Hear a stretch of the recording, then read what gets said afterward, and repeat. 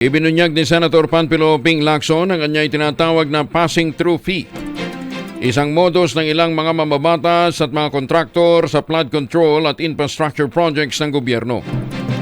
Sa revelation ni Senator Ping, nagpapatong ng 5% hanggang 6% ang mga kongresista mula sa kabuuang halaga ng proyekto para sa toll fee.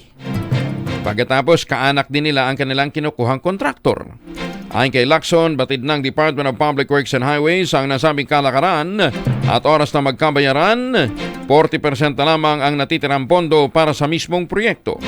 Dahil dito napipilitan ng ang mga kontraktor na gumamit ng mababang kalidad ng materyales o i-shortcut ang trabaho para kumita.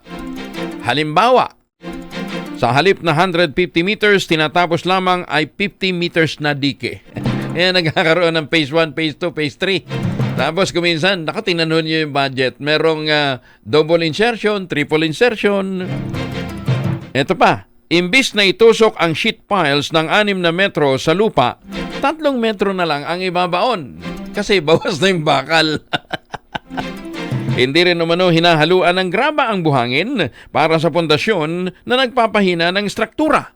Kaya tingnan ho ninyo yung mga farm to market, road to my farm. Una nang isiniwalat ni Lacson na halos 70 congressmen ang tumatayo bilang mga sariling kontraktor ng kanilang mga infrastructure projects.